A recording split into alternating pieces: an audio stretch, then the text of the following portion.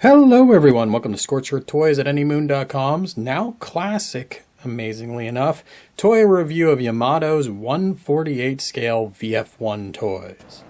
Yamato debuted this line in November 2002 with the release of the VF1A Hikaru Custom from Do You Remember Love. That was 14,800 yen, and that price would stick for the standard releases through the life of the line.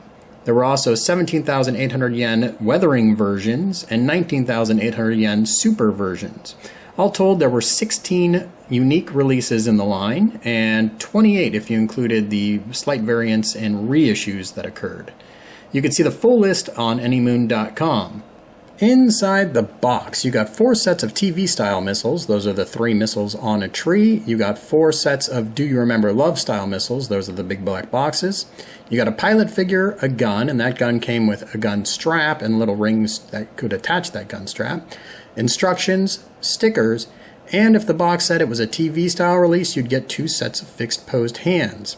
If the box said it was a super release, you'd obviously also get super parts, little micro missiles on sprues to be included in those super parts, big reaction missiles, separate stickers for the super parts, and separate instructions for the super parts. The TV Super VF1J releases do not include a strike cannon, but there was a stealth gift set that did include full strike super parts in the stealth paint scheme. Before we start talking about the toy, let's start talking about the accessories. You get these missiles. These are the TV style missiles. They are 3 missiles on a tree, and you can actually separate the individual missiles from the tree. This would obviously help with diorama building and customizers. So that is a cool little feature. You might think a toy like this, you might want to store those missiles somewhere, and the Do You Remember Love style missiles actually open up and are an empty box. So not sure you would use them for storage, but it's some sort of an option there. Then you have the gun. I've attached the gun strap already. That's what those little rings are for. You just feed them through little holes. The gun extends. And this is actually the same method that Yamato had started to employ on their 160 Super VF1 toys at the time, the V1s. So you can extend the barrel and pull out the handle, and there's your gun. Now the one downside to having the strap attached is it does make attaching the gun in fighter mode a little more difficult. So you could either remove the strap, or you're going to be kind of slipping that strap in however you can with those arms, which I will be doing very shortly. We're going to begin our closer look at the toy from the bottom. You can see it has articulated landing gears. There's even a little bit of detail work within the landing gear bays, which is nice to see. You have rubber tires on the wheels, an articulated tow bar, kind of a gentle lock. It's not the most secure, so you can roll the toy on those landing gears, but if you press down in any way, you might have a landing gear collapse on you. What is nice to see with these is that they have the 3-door construction with the translucent plastic light in the front. So all very nice. And they close up nice and clean. So there you go. Nice, clean, collapsed landing gears. The very first versions of this toy had a front landing gear bay, which locked a little too securely, and these doors are made out of metal here, so it wasn't uncommon to see really scratched up ones from people trying to get these bay doors open. Later ones, they got rid of that little lock, so they open a little bit easier, which is nice. I had mentioned before that the gun strap can be difficult when it comes to fighter mode. It doesn't have to be. You can just spread the arms apart. You can see the gun strap off to the side. Not the best looking, but it's functional enough, so it will now stay on the toy. And obviously those landing gears were long enough where I could put the toy down right now with the landing gears deployed, and that gun would not cause an issue. So the gun attaches in fighter mode. You can see I've got those missiles on. They are not falling off right now. That's good to see. I can't quite say that happens with the reaction missiles, but I'll have a super review done separately. So flipping the toy over, we have an opening canopy and a beautifully painted pilot figure. So that's nice to see. And good cockpit detail. Also good to see. There is an air brake moving back.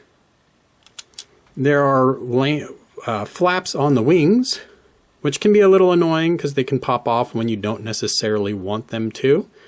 And you have intake turbine detail in the front. So you do have these little pieces here that you're going to be installing when you go to Batroid mode, but they pop right out with a fingernail.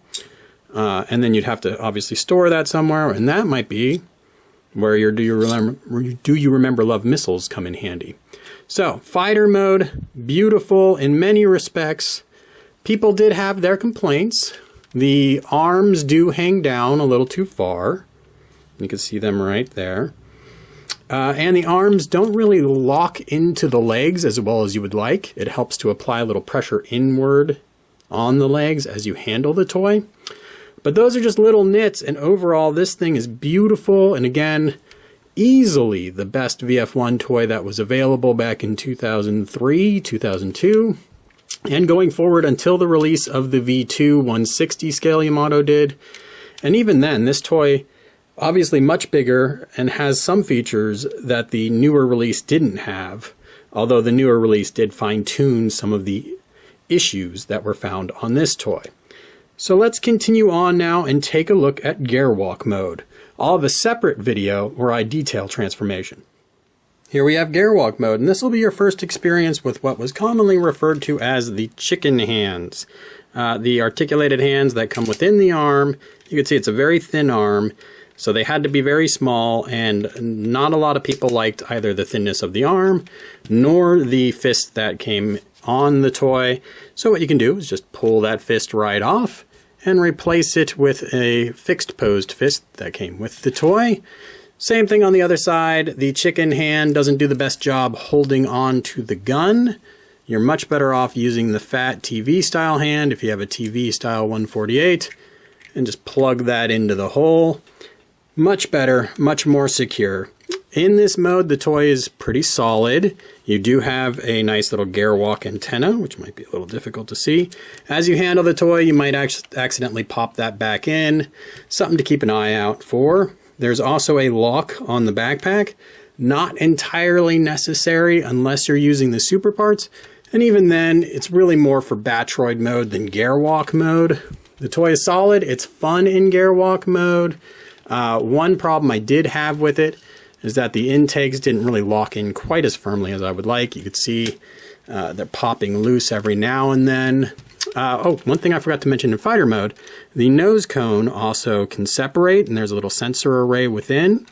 This was kind of a problem with the early releases. They popped off a little too easily. Later releases were snugged up. They've got a little different interior to them to try to keep them in place better, but you still might knock it off during handling. All right, let's move on and check out Batroid mode. Here we have Batroid mode, and it, to me, is absolutely gorgeous. The head sits in the proper spot, which is kind of low on the chest line, which Yamato did not get necessarily right on their V2 toys, although you could certainly do some things to diminish how wrong they got it. Overall, very attractive all around, a little more squared off than the rounded V2 toy. And the V2 toy is also a little more solid. One of the problems is as the toy leans forward, you can see that air brake opens up. That is not at all uncommon on the 148 toys. Let's go through articulation. You have the ability to look up and look down, and the head lasers are articulated independently. The head is also on a swivel, so you can get more extreme angles if you unseat the neck plate. Going down, we have the shoulder, which obviously goes all the way around. You can go out just below the shoulder. You have an elbow, but it is a single elbow joint that only lets you get perpendicular. Hands are obviously just plug-ins, so you could spin them around however you want. There is a little bit of a waist, but it obviously very minor because there's a big metal bar that comes straight down and locks the chest into the waist area. So you can't go too far with it. Then we can open up the wings here to show off the hip, which can go all the way around until it hits something. Then we have the ability to angle the legs inward nicely enough. You come back and do reach different levels of inwardness, so to speak. You have the Garewalk joint obviously underneath that. There's a twist point in the knee. Did I mention the twist point in the elbow? Also, the shoulders are on a ball joint, so they rock. Good things to note. All right, so twist point at the knee. Knee goes back, not quite 90 degrees. Forward, not quite 90 degrees. And then the foot has its ratcheted points that it can achieve along the way. So, pretty good. Yamato did get better with their V2 160 releases. As you can see in handling it, I've kind of jarred that nose cone a little bit. You can get lots of great looking poses with this toy. Not quite as insane as some of the more modern toys, but certainly for the era, rock solid. These toys have obviously been out for a while now, so if you're buying one secondhand, here's a few things for you to look for as potential issues. My Fokker toy, the chest plate is starting to yellow. It's uneven yellowing, and this toy spends almost its entire life in a dark box, so that's probably more degradation of plastic, so you're going to want to check the chest pieces. I've mentioned before that you can break the backpack hinge, which is down here, if you're not careful about recessing that little fin when you're transforming the toy and using this hook on top. So those are things to be cautious of. Make sure the backpack hinge isn't broken. Opening up the wings, there's this metal bar right here. I don't know if it mattered to you, but if the toy's been transformed a few times, you could expect some paint wear off that because it's a metal painted bar that gets in very tight plastic claspers. Also, some of these toys will have hips that are very loose, like my Fokker toy does. This is probably because of a slight crack that begins to form at the ball joint. I believe that's from the little rubber insert inside and how it gets bunched up.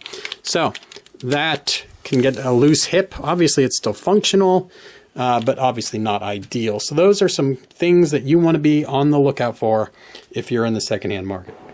Speaking of buying secondhand, I did mention that there were early releases and later releases. The early releases are really just the first 3 releases of the toy.